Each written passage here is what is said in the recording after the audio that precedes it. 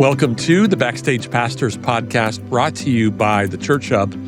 I'm your host, Phil Taylor, and my co-host, way out in Salt Lake City, Utah, is Taylor Drewitz. Tyler, did you know that your elevation is 4,266 feet above sea level, and I'm at a whopping 165 feet above sea level here in Central Florida? Yeah, I'm aware of that, and I'm here to tell you I live on the third floor of a stair-only building, and I am acutely aware of that difference every time I get to the top of those stairs, especially after I get home from Costco with cases of water. I'm telling you, or like Park City is even further, and if you go up to Park City, I mean, just walking like through one of the hotels or in one of the restaurants or up and down the hills, you just feel like, I'm going to need a minute. I will meet you at the top. You wait for me there. Well, that has nothing to do with anything. I just thought it was interesting. And actually, the only reason I'm at 165 feet is because I'm in one of the only hills in all of Florida. Like there's like, four hills in the whole state. So, yeah. We're not talking like Big Thunder Mountain, right? Like an actual hill? No. Like an actual hill. All right. All right. Yeah. I'm in the hills of Claremont, Florida. Yeah. I love it. Well, so Phil, you're on the road a lot, working with churches, and do you have anywhere you're coming up too soon that you'll be able to connect with local pastors? Yeah, this episode will come out on May 6th, 2026, and if you happen, I'll be in Dallas actually today when this comes out, speaking at the XP Summit, Executive Pastor Summit, and so yeah, if you happen to live in Dallas, Texas, we can connect while I'm there. I've got a little bit of time free that week after the conference is done. And then the week after that, I'll be in Columbia, South Carolina. We've got a project with Plainview Studios that just came to an end, and I'll be checking out that project. We redid the kids ministry and lobby spaces for a church there. Turned out really, really well. So I'll be meeting there with them. And so I've got a little bit of time while I'm in Columbia, South Carolina. If you happen to live nearby, or if you want to come see a project we just finished at Plainview Studios, you can come on over there. So just reach out to me, phil@backstagepastors.org. That's awesome. What's the theme of the kids area? So that church is right on a man-made lake. I want to say it's called Lake Murray. I forget the exact name. Anyway, big lake. And like the property literally, goes up to the lake. And so we kind of went with like this kind of lake vibe for the kids ministry area. There's like a giant canoe over top of the check-in and all kinds of like adventure-y kind of themes. We did a cool like wood treatment around all the doors, and it looks really, really good. Yeah, it looks really good. Very cool. We'll have pictures of it on plainviewstudios.com at some point here in the next couple of months, and I'll probably post about it next week, so you can keep an eye on my social media feed. That's awesome. I love that. Well, yeah, I know I've seen pictures of some of them, and man, if I were in South Carolina, I would be there for that tour for sure. But anyway, as you and our listeners know, there just aren't that many books out there that are specifically for executive pastors, and even more broadly, kind of the idea of a second chair leader. And so recently, a new one came out called How to Be Second by Nathan Young and Dave Hartman. And super exciting. We've got an interview with them right now.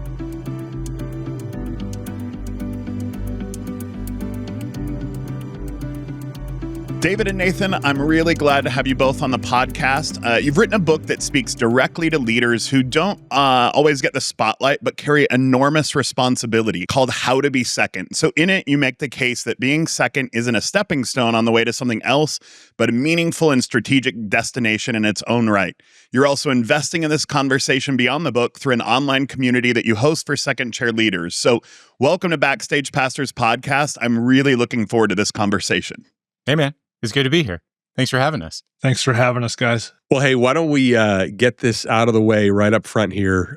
David, you and I actually went to college together way back when it was, we were at Cairn University back when we were there. It was called Philadelphia College of Bible. And we were kind of in the same friend group there and hung out a bit. Our sort of friend group sort of overlapped a little bit. We had a lot of fun back in the what we called the Fun City days, right? Good times there. and hung out a lot during those years. And surprisingly, even though it was kind of a moderately legalistic, definitely cessationist type school, we had a lot of fun there, right? Yes, that dispensation was wide open. Yeah, that for sure. Well, we lost track of each other after a while, but of course, in today's world, we remain Facebook friends, right? And so, at some point along the way, I saw that you had posted about a book that you had just co-written with Nathan called "How to Be Second," with the subtitle of "Being Second is a Destination, Not a Stepping Stone." And, of course, I had written a book called Defining the Executive Pastor Role, which are both, they're both designed for second chair leaders. And so when I saw that, what your book was about, I thought, gosh, what are the chances that like two people from the same small private college in suburban Philadelphia could end up writing very similar books? And so I bought it, and it was great. So, Nathan, tell me just a little bit about how you and Dave connected and what kind of roles you were in when you wrote this book. My favorite story of how David and I connected is, so we've been Starbucks people for the whole time. Starbucks still has not been willing to give us anything for constantly mentioning that. But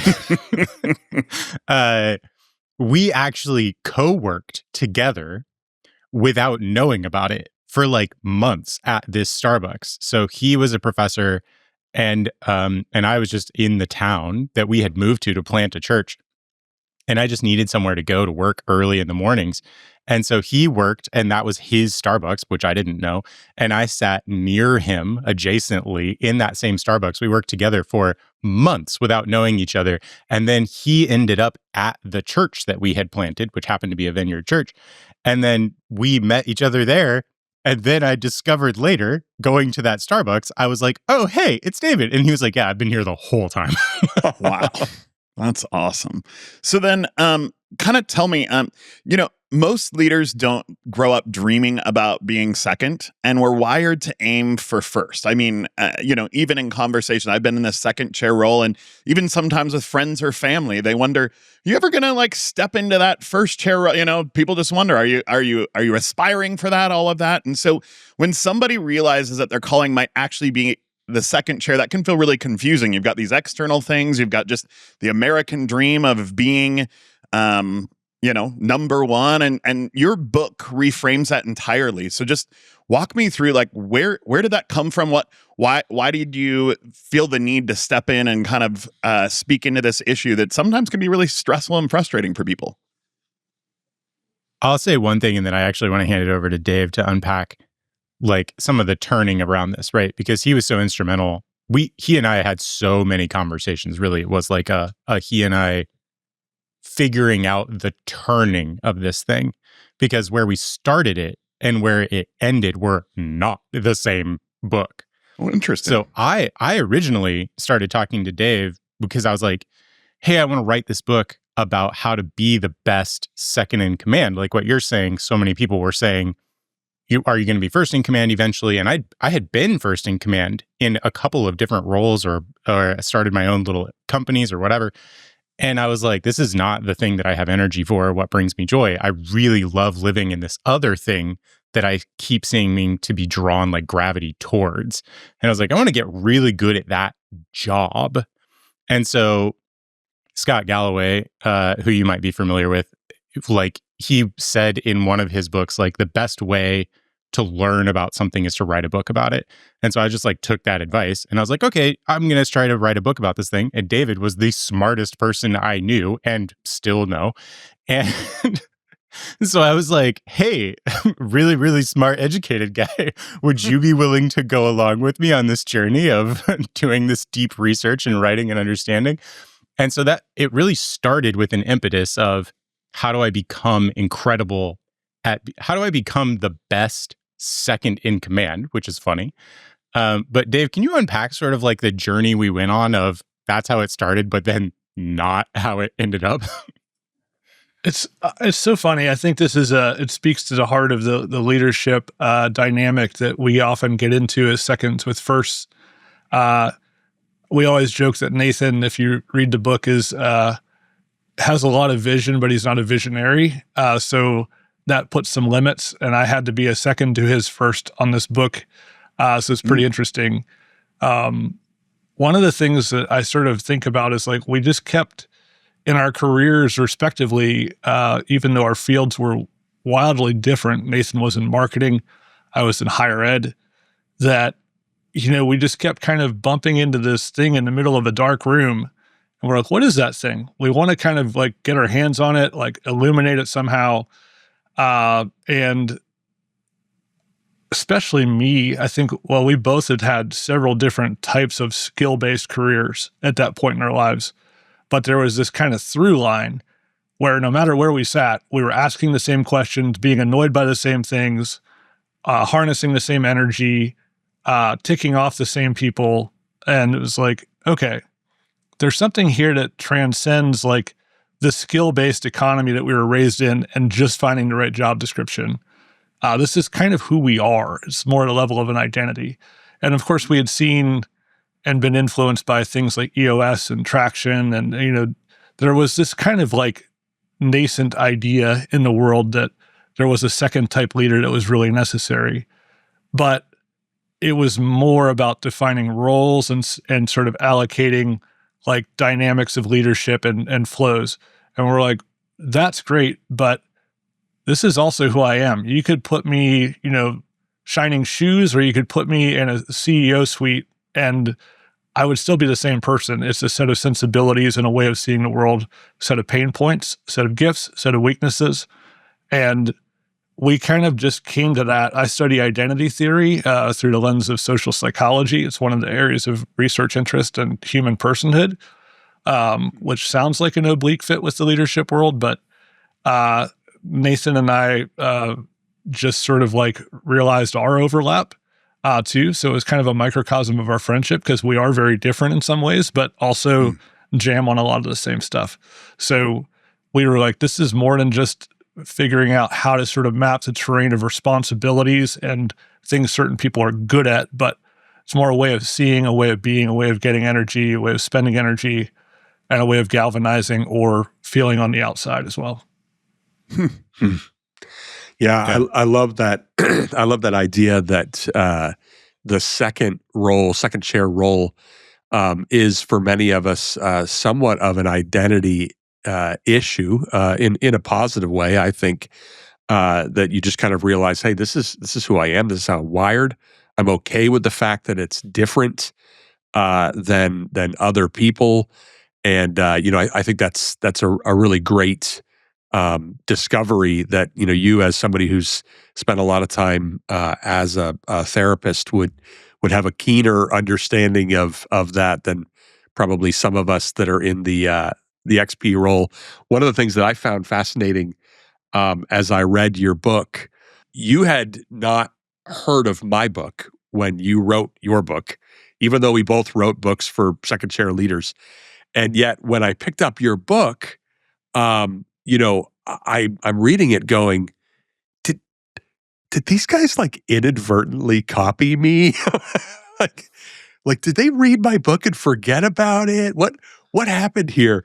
And I think I think really what it boils down to is that there's some truths out there in kind of human nature around this idea of first chair leaders and second chair leaders, and then even some subsets within first and second chair leaders that were just sort of there to be discovered.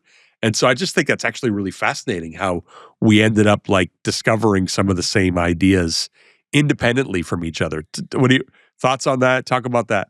One, yes. I think I remember the text after I found your book. I remember the text to Dave that was basically like, this book, I assumed there was no connection. Like I had no idea at the time. Right. And I was letting him know like, hey, this guy wrote a book and it feels like he literally copy and pasted from our drafts. Like, what's going on? Like, how do we get in touch with him? How do we unpack this with him? Like, what's going on? But mine had been written 10 years earlier, so that's what's funny, right? Yes, right, exactly. I was like, this can't be happening, right?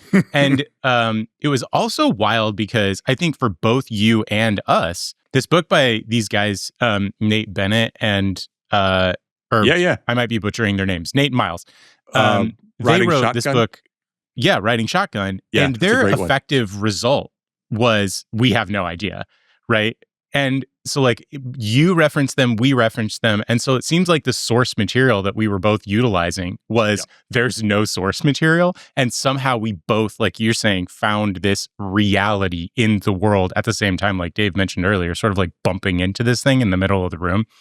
But something that was really interesting in that book, the same way that was with ours, is that in navigating, again, like the professional reality of this, it seemed like we both slammed into the reality of there is a personhood. There's like there's a kind of human being. I mean, and we all believe in the room, right? Like God built us. And I'm like, well, an intelligent architect does a lot of things similarly.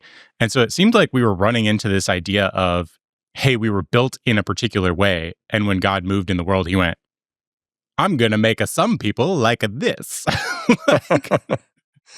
Yeah, I think, you know, what I don't know if you guys have experienced this, but I'll get emails from pastors and it'll say something like, you know, gosh, I found your book and I started reading it and I couldn't put it down. I read it in 3 hours or whatever.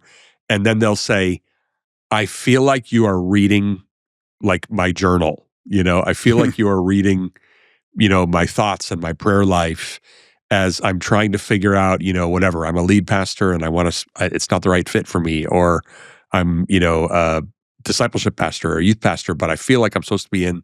And then I read your book and I was like, oh my gosh, this is me. Have you guys gotten those kind of emails? Oh, 100%. And just from an identities perspective too, it you know, sometimes people are a little too flowery with their praise, like, oh, your book changed my life. And I don't know that we did any of that. Maybe yours did, Phil. You're more life-changing than me, especially. No. But that idea of finding a bunch of things that felt like a junk drawer, that you had, attributes that you had, and finding out that there's congruency and coherency, which leads the case for value, I think that has been so helpful. And I'm guessing that's some of what you hear too, Phil, because we've heard that a lot, where it's like, oh, I recognize myself. I'm coherent. I'm whole. And along that path, because I'm congruent and coherent, I can have value as well. I can say I'm a thing and I can like see myself and then sell myself that way. The other thing that we both bumped into, interestingly, and something that sort of actually validated us, is that Dave and I, interestingly, seem to be the thing that you talk about in your book. And we had devised this theory because we were so similar and yet so different. And we were like, how do we create this division between the two realities of us having this similar core, but sort of these different edges, right? It's like we shared 90% overlap, but then we had these really stark edges that we showed up slightly differently, right? And so we started calling them 2s and 2ICs. It has nothing to do with like positional or authority or anything. We just needed a moniker to to differentiate, right? And you actually call them like XP, like big XP, and then little x big P, right? Like, can you unpack that just a little bit? Because I think you say almost exactly the same stuff about who you are as a human as us when we're creating that differentiation. Yeah. In my book, I talk about the capital E, lowercase p executive pastor. So kind of the more business-oriented of the XPs, and then the lowercase e, capital P executive pastor, the XP who is a little more, pastorally oriented, and even how they interact when they work together. As a lot of churches will end up having multiple executive pastors. And, on an org chart, they might be lateral, but in reality, it ends up looking and feeling, a little bit differently. Yeah. So, and again, you guys called it the 2 and 2IC. So I'll throw it back to you then. Unpack what you mean by 2 and 2IC. I'll start, Dave, because I can speak for half of it. Part of the reason that we were able to distinguish it, again, is because it felt so strongly like Dave and I were both resonating intensely at the core of something, and then also really bright edges. And so when we say 2IC, we really mean this human who tends to be a little more like we call them seconds, right? Everyone who falls under this umbrella. Every kind of person who is like this tends to be both people and systems. The most important thing is like moving in alignment together forward, right? Consistently. And 2ICs tend to do that a little more systems minded. And it seems like 2s in our vernacular tend to do that a little more people minded. It's not that both don't have both. The way I've started describing it is like, you just lead with either your right foot or your left foot. You're walking forward, but you just tend to start with one foot or the other. And a story that I've told a few times now is like, if you find someone who trips over a curb, like you watch them trip over this curb, a 2IC will look at the situation and then they will run off to City Hall to try to solve the problem systemically with the curb. Whereas a 2 will go, I definitely know that there's a systemic problem and I need to take care of this person. And so that's my understanding. And I feel like I land on the 2IC side pretty starkly. And so Dave, let me hand it to you to see what you would unpack, I think, because you find yourself more on the 2 side. Yeah, for sure. And a lot of this, I just as a parenthetical, I basically just did this book at first because I was friends with Nathan, and I'm like, he's a smart guy, and he'll have enough gas and energy for us to like get through the project. And I was like, when the 2IC and 2 thing started to sort of differentiate and develop, it's like, oh, this is me. I am this thing. So it was a very meta experience to be like, we're not writing this at any distance of remove from our subject matter. Like, this is like, hey, so the thing we've sort of had to try to resist is like overgeneralizing. Like, all 2s ICs think like Nathan, all 2s think like Dave. But in terms of differentiation, I think the sort of order of emphasis, the overlap has a lot to do with systems, processes, how far we see down a process, and the inevitabilities and risks that come with things, that come with vision and places things can get caught. Even understanding a first as well, and knowing where they will get caught in the process and where they will stop giving resource and energy to something, because that happens. I work with a strong first now. I call him the P.T. Barnum of pickleball. This is funny. He's a pickleball guy, and he just wants to create, a universe, and nothing will get in his way except his lack of attention to detail. So Nathan was like, he started in his work, like just in life, being like, I have a human problem. Like, I have a systems problem, and I know all that, but I got to get the humans on side with the system. Dave, help me out.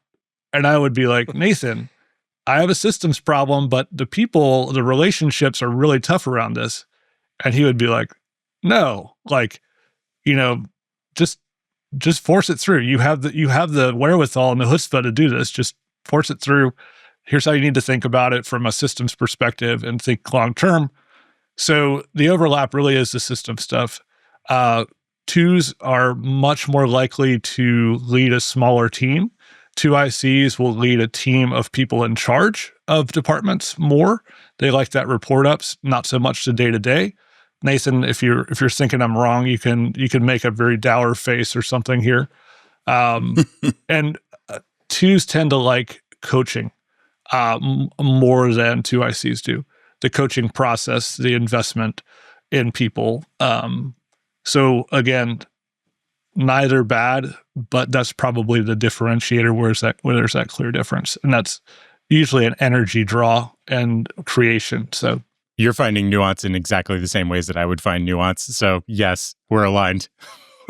Perfect. So tell me, who is this book really for? Like, is it for people who are like, maybe they're not first yet, but they want to be, and you're trying to help them like settle in the role? Or is it more for, as you kind of talked about, those people who like just are really content and feel like they've arrived at the second chair, and it's kind of helping them discover how to be more effective and more content with where they're at?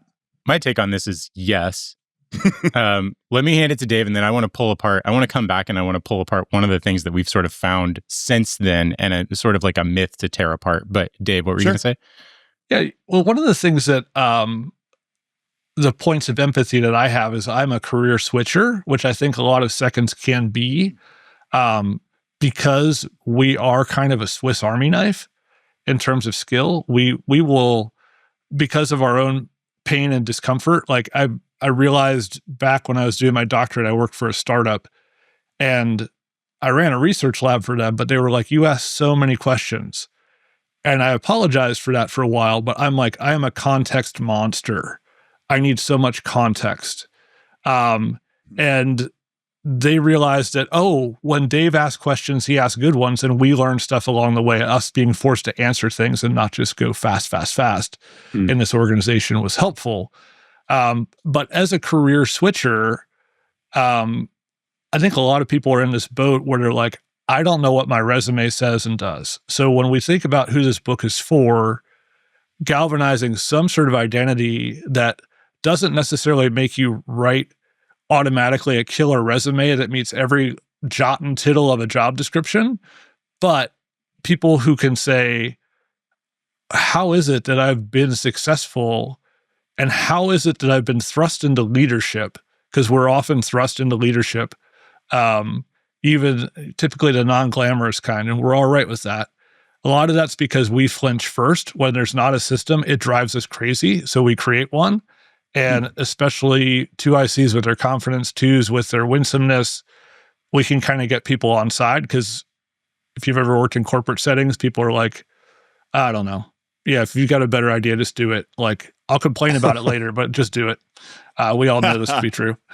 It's like, so I think to me, initially, that's who the book is for. But you said first, like, we covet first reading this book.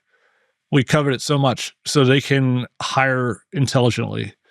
That is something that I think is so important. I think that reading Phil's book or our book would help somebody as a first be just not hit their head in the hiring process and churn through people who they like and are grooming to be a first, and they don't know why they can't be a second. I'm going to step in and tear apart one of those myths that I talked about, if you don't mind. I'm just stealing space. And so if you're on the video, you can see that I have like a baseball cap, and now it's awesome because it has our logo on it, and my wife made it for me. So it's amazing. And also it is my hat, and it's even branded for this thing. But crucially, I can hang the hat back up and remove it. So it is not part of my body. It's not me. It's not who I am. Like, I could lose that hat forever and I would still be here. And I put the hat away just now and I'm still talking. I'm still sitting in this chair. So apparently, while the hat can help shape or help inform or help me navigate a world or help me display some things about myself to other people, it does not define who I am, right? Once I take the hat away, who am I? I am still me. I carry my body with me everywhere. And so one of the fundamental like sort of myths that we tear apart both in the book, How to Be Second, but then also in our work ever since, is this idea of like you and your role. So we say things like COO or general manager or the second chair leader or the executive pastor. And all of these things are roles. And also, like competence, you can be wildly competent at an incredible amount of things and not necessarily have energy or natural, let's call it talent, or let's even call it desire in those things, but you can still be wildly competent. So could you do a second in command type role and be a natural, insane visionary? And the answer is obviously tons and tons of them do it. And the flip side, could you be a natural sort of person in this way that we all seem to be navigating, and also be first in command and be competent in that role. Could you wear that hat and be capable of it? Yes, obviously, by definition, we are sitting here, right? And so like, if those two things can be true, then what also must be true is we are discussing an identity, not a role. We are drawn like gravity. Our bodies are drawn like gravity to these kinds of roles. We cannot help it. But it does not mean that is like your force-fed destination. And if you're not doing that role, you are a broken person or you're incompetent at those things. And so that's a myth I just want to tear apart of like, we are wholly talking about identity. You could be a barista or an XP or a COO or a CEO or a stay-at-home dad. Like, you carry your body with you everywhere. If you are this thing, we label a second. You're a second. That's who you are. And then you can swap jackets in and out and hats and whatever like that. But that's just one of the key myths that we really tear apart, both in the book and otherwise. That's great. I love that. That's a great discussion. As I read through your book, I just want to call out one thing that sort of stuck out to me that I really appreciated. You talked about, I think it was in chapter 9, you guys had a really fascinating discussion about the idea that people in this second chair role have a tendency towards imposter syndrome. And that was really interesting as you guys unpacked it, because I was like, yeah, that's totally true. One of you choose to talk about imposter syndrome in your chapter 9. All right, Nathan's pointing to David. I didn't raise my virtual hand as I was instructed to do. I raised my actual hand. I'm going super analog here. One of the things that really, one of the most powerful concepts, I think, from our book, at least it has been for me, is we talk about knowing what 10 is. Yeah. So what does that mean? So this is interesting. A lot of times it's about having context and understanding the global spectrum of whatever attribute you're looking at. It often is leadership in an organization.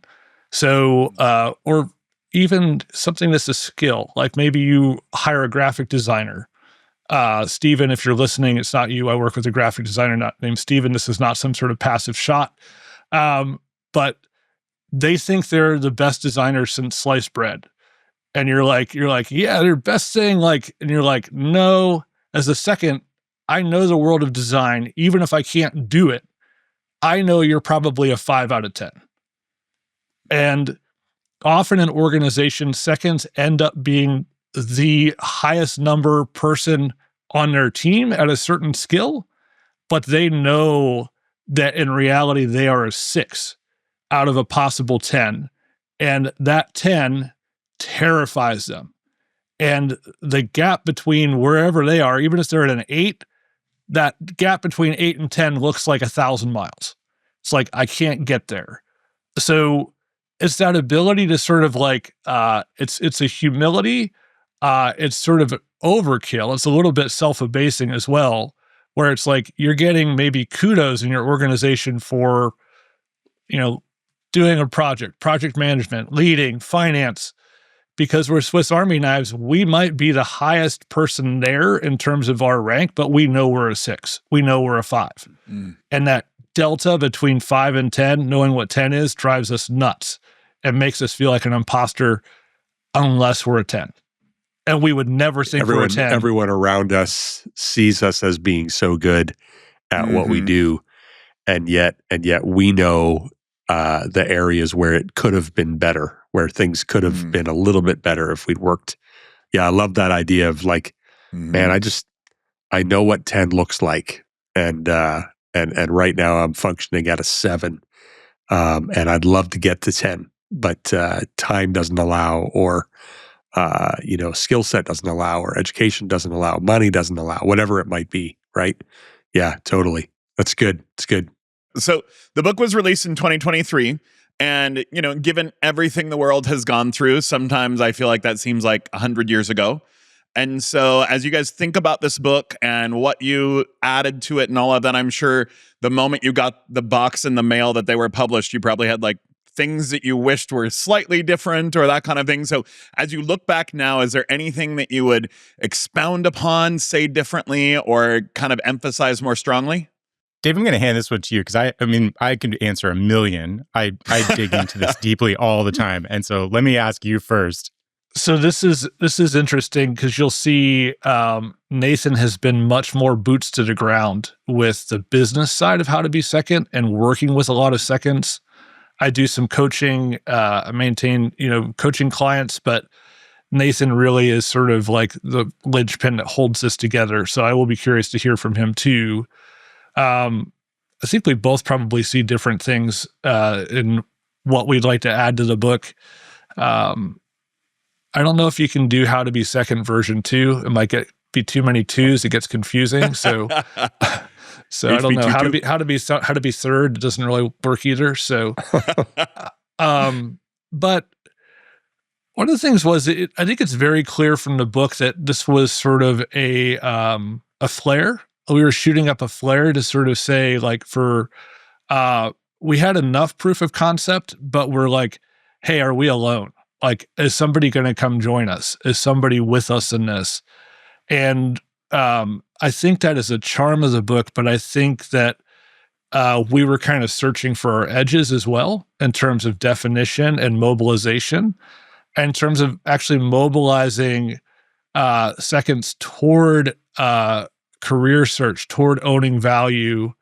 I think we were sort of really in our infancy with that, which developmentally makes sense. But because as I've tried to use this, like I'm one of the authors, and I was like, okay, but now what do I do? I understand who I am. I can look in the mirror and be like, doggone it, like you're special. You're a second. You're more than that. You're a 2.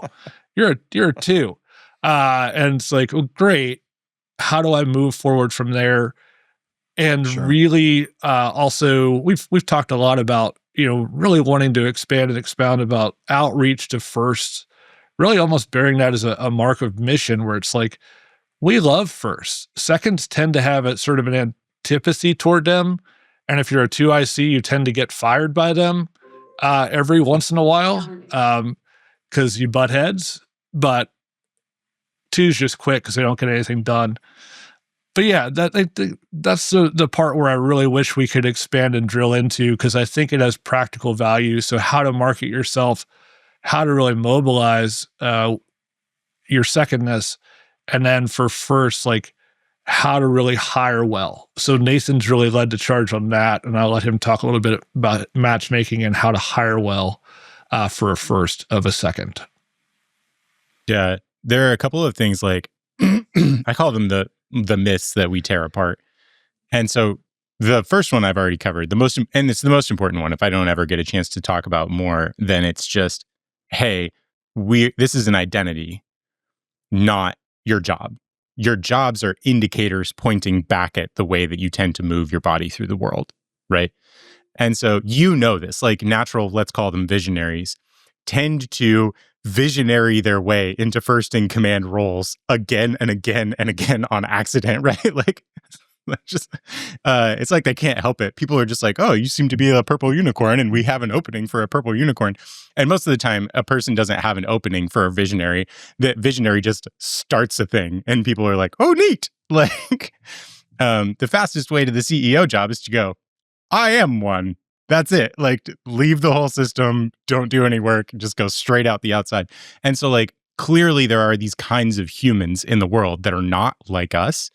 And the difference is really helpful. So one of the most important thing to tear apart is that, and we've already done that. The second most important thing I think that we don't have in the book that I would love to add, and we've discovered since then, is really like what Dave said, like more of, okay, so what do I do? How can I have found myself and I have found sanity, and that's wonderful.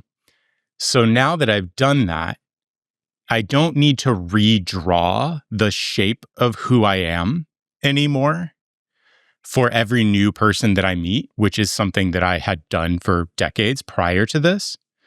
But now how do I actually refine with clarity who I am and how that matters to other people? And that is the work that like we're actively doing within the community of How to Be Second, of both internally for ourselves, doing that self-worth, and at the same time now going out and teaching other first in command leaders, first chair leader, whatever, that like, hey, these people out there exist. You're Batman. You think you want a Robin. You don't. You want an Alfred. You probably got a Robin because they think and look like you, but they will eventually split off from you and go and start their own thing. They're just like you. That's the problem.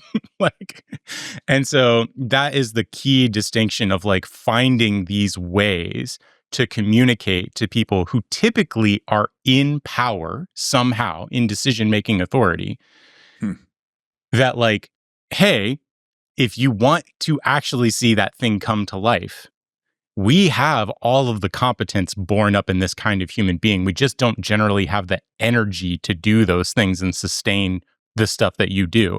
When we go together, it's shocking how effective we are. And I know like you guys both have plenty of experience in that. And so I would say that's the thing since then that we've pushed so much into, but we weren't able to get it. Like to Dave's point, at the time, we were sort of like, is anybody else out there? That's great. That's great. Well, guys, this has been a fascinating conversation. It's always fun to be able to just bring another resource to the executive pastor community, to the second chair community within the nonprofit world. And, you know, as we all know on this podcast, there are just not that many books written for people in that second chair role. And so I would encourage anyone listening or watching to pick up a copy of How to Be Second by Dave Hartman, Nathan Young. Give it a read. Guys, as we finish up here, how do people follow up with you? What do you want to promote? Anything you want to share as we finish up our time? You can find my instructional design work. So my background is in education, instructional design, facilitation. When I'm not H2B2ing, I am working that angle, and I'm at davidhartman.net.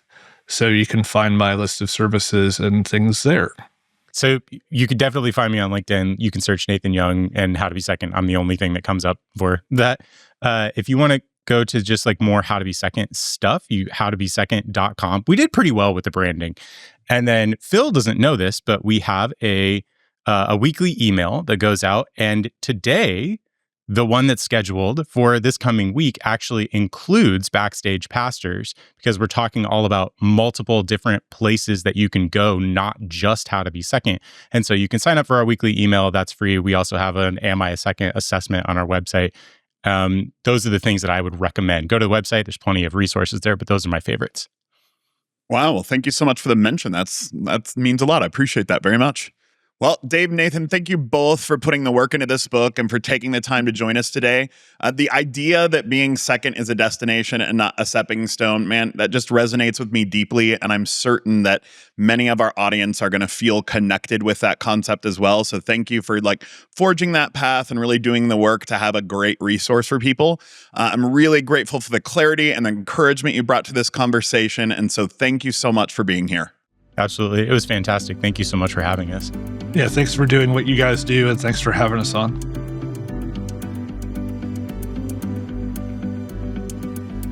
Well, Nathan and Dave are great guys, and while the book was not specifically written with pastors or executive pastors or the church in mind, I do think it's a valuable resource and just a good read for executive pastors at some point in their journey. And so it was fun for me to be able to catch up with one of my old college friends as well. Oh, absolutely. And a great pleasure to get to meet them and chat with them for sure. But that's our episode for this week. You can follow me at Tyler Drewitz. That's DREWITZ on Instagram, and follow the show at Backstage Pastors. And make sure you give us a review, comment, or like wherever you get your podcast. Yeah, and you can catch me at Phil Taylor XP. And, speaking of reviews, Tyler, we are a new podcast. And it's really helpful to know that people are finding the show and finding it helpful and enjoying it. So if you're watching on YouTube right now, I want to just ask you to click the like button on the video. And if you feel really ambitious, you can hit the subscribe button. And if you want to get even crazier, you can post a comment about the video. I don't understand how these things work, Tyler, but apparently not at all. No one it does. helps. No. But, aside from it warming my heart personally, it does help the nameless, faceless AI bots that go out and crawl the internet all the time decide that our show is important to people and worth recommending to others. So perfect. Do that. Like, absolutely. Subscribe, comment, all of those things would be great. Well, the Backstage Pastors Podcast is brought to you by the Church Hub. The Church Hub serves pastors, ministry leaders, and their spouses through equipping and training resources. You can check them out at thechurchhub.org. Our podcast is produced by the Good Podcast Company. Thanks to Chris Sterrett over there running all of that for us. Our theme music was written by Seth Kay, and we will see you on the next show.